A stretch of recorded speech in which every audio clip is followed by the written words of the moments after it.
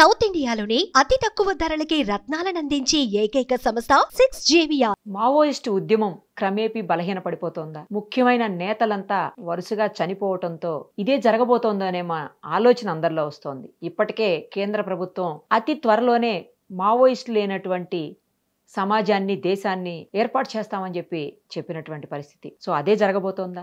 ఆయుధాలు వదిలేసి చాలా మంది ఇప్పటికే జనజీవన స్రవంతిలో కలిసిపోతే ఇంకా మిగిలినటువంటి వాళ్ళు ఎన్కౌంటర్స్ లో చనిపోతున్నారు. ఇదే విషయం మీద మనతో మాట్లాడడానికి మాజీ మావోయిస్ట్ గాది ఎన్నయ్య గారు లైవ్ కాల్ అందుబాటులో ఉన్నారు. ఒకసారి ఆయనతో మాట్లాడదాం. సార్ నమస్తే అండి.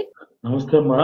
ఎన్నయ్య గారు చెప్పండి, ఆయుధం ఉంటేనే ఏదైనా సాధించగలం అని చెప్పేసి అడవుల్లోకి వెళ్ళిపోయి ఎన్నో పోరాటాలు, ఉద్యమాలు చేసినటువంటి ఎంతో మంది మావోయిస్టులు ఈ రోజు మొత్తానికి తుడిచిపెట్టుకుపోయేటువంటి పరిస్థితి. అసలు ఇక క్రమేపీ ఎక్కడైతే నక్సల బరిలో ఈ ఉద్యమం స్టార్ట్ అయిందో అది ఇంకా మొత్తానికి ఉండదేమో, ఇంకా అసలు మావోయిస్ట్ అనేవాళ్ళు కనిపించరేమో ప్రభుత్వం చెప్తున్నట్లుగా అనేటువంటి పరిస్థితులు అయితే ప్రస్తుతం ఉన్నాయి. అవునంటారా, కాదంటారా? అంటే మీరు ఏదైతే మీ ఉపోద్ఘాతంలో కావచ్చు, లేకపోతే మీరు అడిగే ప్రశ్నలో కావచ్చు, ఆయుధం ఉంటేనే విప్లవాన్ని సాధిస్తారు, విప్లవాన్ని సాధించడానికి వాళ్ళు ప్రయత్నాలు చేస్తారు, దాని మీదనే వాళ్ళకి నమ్మకం ఉంటుందని ఏదైతే బయట ఉన్నటువంటి వాళ్ళకి ఒక అభిప్రాయం ఉందో, ఒక ఆలోచన ఉందో, ఒక నమ్మకం ఉందో, అది చాలా తప్పుడు ఆలోచన, తప్పుడు అవగాహన. అది ఆయుధం అనేది చాలా చాలా తక్కువ ప్రాధాన్యత కూడుకున్నటువంటి అంశం. అది దానికి విప్లవ సిద్ధాంతము, విప్లవ ఆశయము, విప్లవానికి కావాల్సిన అనుకూలమైన పరిస్థితులు ఇవి ప్రధానమైనవి. విప్లవానికి అనుకూలమైన పరిస్థితులు లేకపోతే అప్పుడు అక్కడ విప్లవ సిద్ధాంతం కూడా పనిచేయదు. సిద్ధాంతం ఎంత గొప్పదైనా, ఆశయం ఎంత పవిత్రమైనదైనా, వ్యూహ ఎత్తుగడలు ఎంత గొప్పగా ఉన్నప్పటికైనా అక్కడ వెనక విప్లవానికి కావాల్సిన సానుకూల పరిస్థితి లేకపోతే, అనుకూల వాతావరణం లేకపోతే అప్పుడు అక్కడ ఎంత పెద్ద విప్లవ నాయకుడైనా, వ్యూహకర్త అయినా కానీ అక్కడ ఆయన అనుకున్న లక్ష్యాన్ని, ఆ విజయాన్ని ముద్దాడలేడనేది మా అందరి అవగాహన.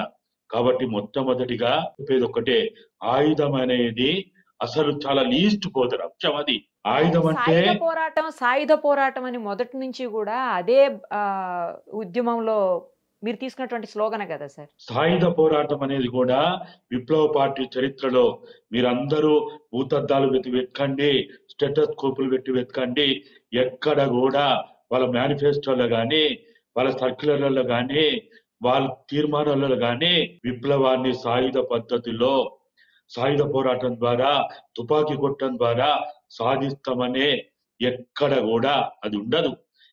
ఈ రాజ్యము, ఈ పాలకులు, ఈ దోపిడీ వర్గాలు, ఈ ఆధిపత్య వర్గాలు సృష్టించినటువంటి ఒక ఆరోపణతో కూడినటువంటి ఒక బదనాం చేయడానికి ఏర్పాటు చేసినటువంటి అంశమే. కానీ ఏ మూర్ఖుడి, ఎంత పిచ్చోడు కూడా వాడు ఒకవేళ నిజంగా తుపాకీ కొట్టడం ద్వారా విప్లవాన్ని విజయవంతం చేస్తామని ఎవడైనా విప్లవకారుడు అంటే వాడంత మూర్ఖుడు ఇంకొక లేడు. కానీ ఎన్నోసార్లు పోలీసులకి పట్టుబడిన సందర్భాల్లో కావచ్చు, లేకపోతే ఎన్కౌంటర్స్ జరుగుతున్నటువంటి సందర్భాల్లో కావచ్చు, పోలీసుల కంటే కూడా లేటెస్ట్ ఆయుధాలు AK-47, AK-56 లాంటివి కూడా వాళ్ళ దగ్గర ఉన్నాయి అని చెప్పేసి మనం కథనాలు చూస్తూ ఉంటాం. పోలీసుల ప్రెస్ మీట్లో కూడా చెప్పినటువంటి సందర్భాలు ఉన్నాయి కదా సార్. మరి అవన్నీ ఏంటి? ఆయుధాలు ఒకవేళ వాళ్ళ ఆయుధంతోటే పోరాటం చెయ్యాలి అనుకోకపోతే ఆయుధాలను ఎందుకు క్యారీ చేస్తున్నట్లు, ఆయుధాలు ఎందుకు దొరుకుతున్నాయి వాళ్ళ దగ్గర? మరి అంటే ఆయుధాలతోటి రాజ్యపాలన చేస్తున్నటువంటి, ఆయుధాలతోటి దోపిడీ వర్గాలు ఈ రాజ్యాన్ని, ప్రభుత్వాలు నడుపుతున్నారు కాబట్టి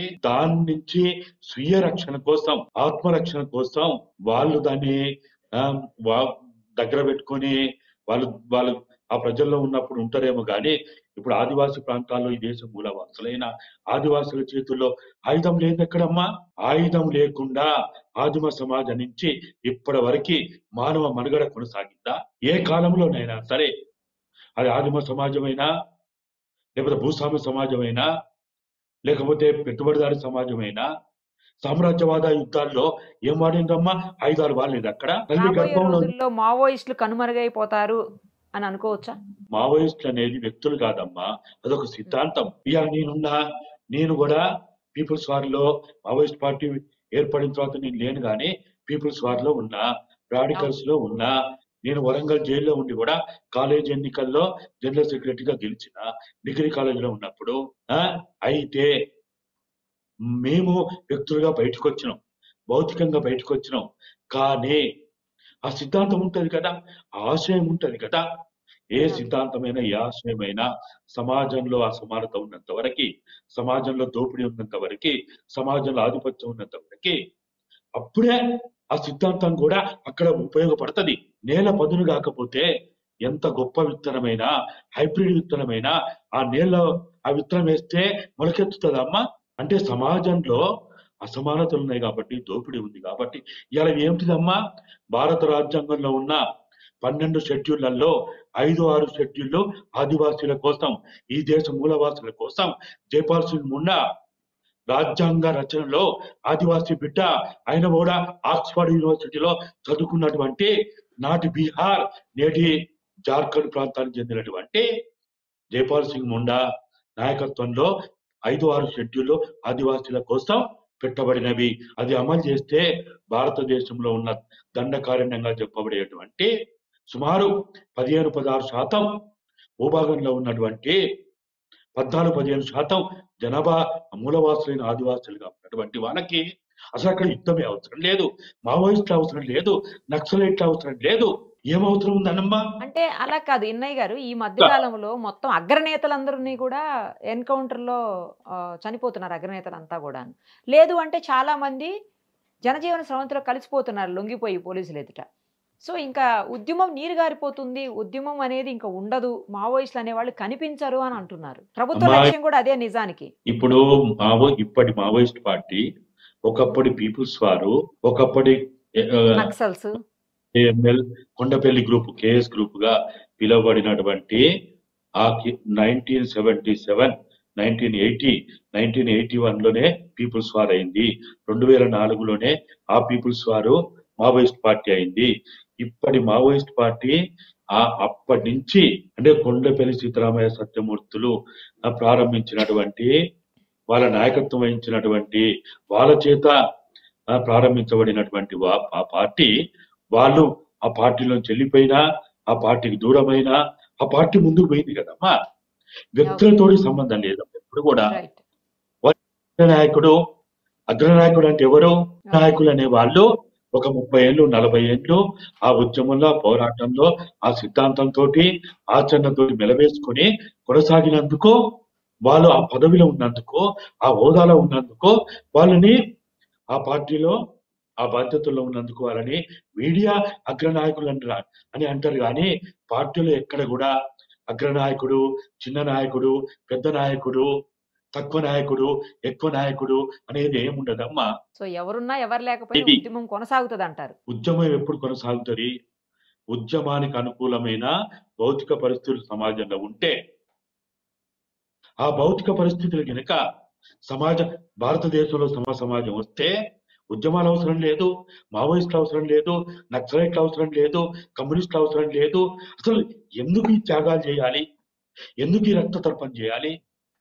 బ్రిటిష్ పాలన లేకుంటే భగత్ సింగ్ ఉరికంబాన్ని ముద్దాడాడు వాడా? ఏమవసరం వచ్చింది? నిజాం పాలనలో నిజాం కనుక రాక్షసత్వం లేకపోతే తెలంగాణ సాయుధ పోరాటం ఉండేదా? అలా అకృత్యాలు లేకుంటే ఇక్కడ ఆనాడు 1947 నుంచి 50 వరకు తెలంగాణ సాయుధ పోరాటం జరిగేదా?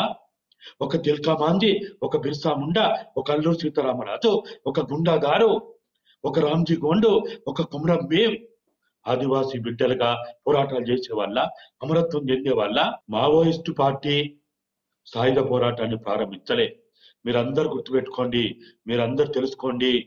భారతదేశంలో సాయుధ పోరాటాన్ని ప్రారంభించింది కమ్యూనిస్ట్ కాదు, మావోయిస్ట్ పార్టీ కాదు, నక్సలైట్ పార్టీ కాదు.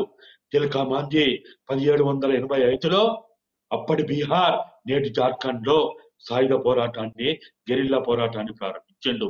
మొఘళ్ళ కాలంలో, బ్రిటిష్ కాలంలో సాయుధ పోరాటాన్ని ప్రారంభించిండు. సాయుధ పోరాటం, గెరిల్లా పోరాటం ఇప్పటిది కాదు.